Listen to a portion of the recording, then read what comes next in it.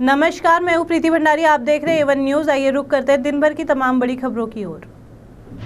PM Modi 4 यूरोपीय देशों की यात्रा के लिए रवाना हो गए हैं। प्रधानमंत्री के इस दौरे में आर्थिक, रक्षा, विज्ञान एवं प्रौद्योगिकी और परमाणु के क्षेत्र में द्विपक्षीय सहयोग पर बातचीत होगी। साथ ही यूरोपीय संघ भारत मुख्य व्यापार समझौता, आतंकवाद के खिलाफ लड़ाई बातचीत के मुख्य एजेंडे में शामिल है। पीएम मोदी जर्मनी, स्पेन, रूस और फ्रांस की यात्रा पर जा रहे हैं। जनरल विपिन रावत ने पत्थरबाजों को कड़ी चेतावनी देते हुए कहा कि मैं चाहता हूं कि ये हम लोग पर पथराव करने की बजाय हथियार चलाएं, तब मैं खुश होता। इसके साथ ही उन्होंने बदली हुई परिस्थितियों में सेना के कदमों की सराहना की और बदली हुई रणनीति की तारीफ भी की। उन्होंने पत्थरबाजों को एक प्रकार का छद्म युद्ध बताया। पर्यावरण मंत्रालय के देश भर में मांस कारोबार के लिए मवेशियों की हत्या और इस मकसद से उनकी बिक्री पर रोक लगाने के बाद केरल के मुख्यमंत्री पी विजयन ने जमकर गुस्सा निकाला। उन्होंने कहा, हम क्या खाएं क्या नहीं ये दिल्ली या नागपुर से जानने की ज़रूरत नहीं है। राज्य सरकार अपने राज्य की जनता को उनकी पसंद का हर खाना और सुविधा देगी। बिहार और झारखंड में आंधी, पानी और वज्रपात से 33 लोगों की मौत हो गई। बिहार में जहां 29 की मौत हुई, वहीं झारखंड के 3 बच्चों समेत 4 की मौत हो गई। मैदानी इलाके में जहां आंधी, पानी और बिजली गिरने से परेशान, तो दूसरी तरफ हिमाचल और उत्तराखंड में बादल फटने का सिलसिला जारी है। इससे लोग दहशत में जी रहे हैं। वहीं दिल्ली एनसीआर क्षेत्र में सोमवार को तड़के झमाझम बारिश हुई। रक्षा मंत्री अरुण जेटली ने भारत को रक्षा विनिर्माण केंद्र बनाने की जोरदार वकालत की और कहा कि ऐसे उग्रवाद जैसी विभिन्न सुरक्षा चुनौतियों से प्रभावी तरीके से निपटने के लिए अनिवार्य है। रक्षा के क्षेत्र में निजी कंपनियों को लाने की सरकार की कोशिशों के बीच मंत्री ने कहा कि कोई भी देश अपनी रक्षा आपूर्तियों के लिए अन्य पर निर्भर रहकर अपने को सुरक्षित नहीं रख सकता। कश्मीर एनकाउंटर में सब्जार भट्ट की मौत के बाद हिजबुल मुजाहिदीन के नए कमांडर के नाम का ऐलान कर दिया है। 29 वर्ष का आतंकी रियाज नाइकू अब कश्मीर में हिजबुल का नया कमांडर होगा। रियाज सबसे ज़्यादा उम्र का कमांडर है और वो बुरहान वानी की ही तरह टेक सेवी भी है।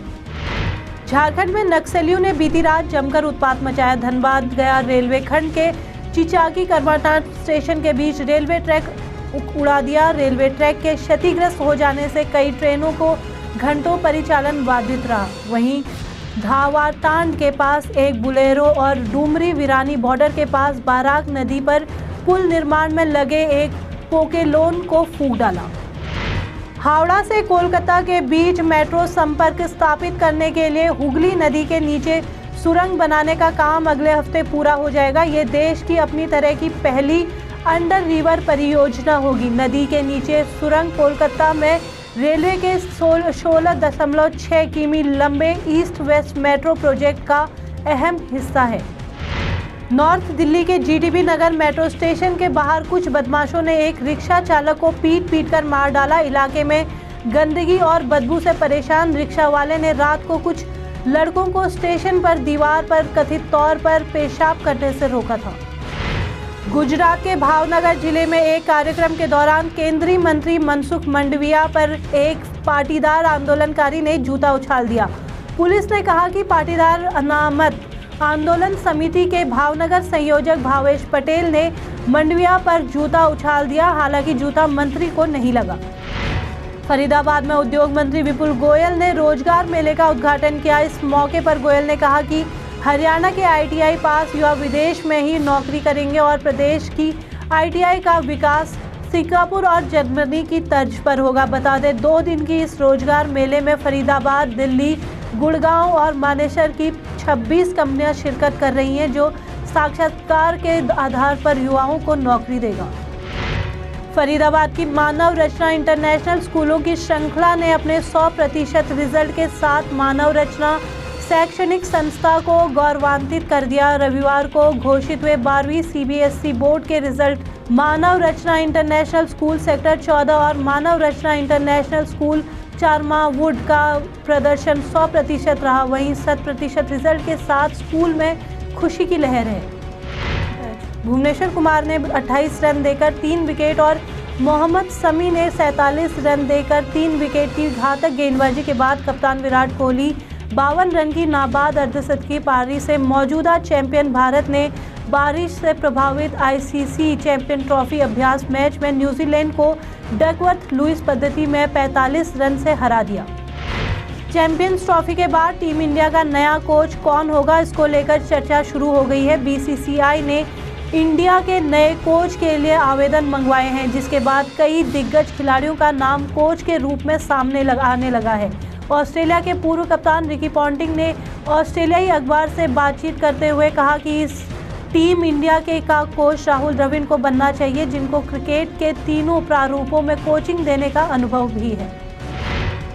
पैदा होते ही नर्स का हाथ पकड़कर चलने लगा नवजात। इंटरनेट पर वायरल हो गया वीडियो। इस वीडियो को अब तक 70 लाख से ज्यादा लोग देख चुके हैं। बड़ी खबरों में फिलहाल मेरे साथ इतना ही। बाकी की तमाम खबरों के लिए जुड़े रहिए A1 न्यूज के साथ। नमस्कार। देश का सुप्रसिद्ध अखबार महानगर मेल लेकर आ रहा है देश की राजधानी में पहली बार महानगर global achievers award. Social work, education, fashion, business, yoga, मनोरंजन, सरकारी और गैर सरकारी या हो मीडिया में अहम योगदान देने वाले पत्रकार। इस मंच पर मिलेगा सभी क्षेत्रों में अहम योगदान देने वाले लोगों को भरपूर सम्मान। जी हाँ, 27 जुलाई 2017 को दिल्ली के इंडिया इंटरनेशनल सेंटर में सजेगा एक ऐसा मंच जो अनेक क्षेत्रों में विशेष उपलब्धि हासिल करने वाले लोगों को समाज में देगा एक नई पहचान। इस बड़े कार्यक्रम के आयोजक हैं देश के जाने माने वरिष्ठ पत्रकार रणवीर गहलोत।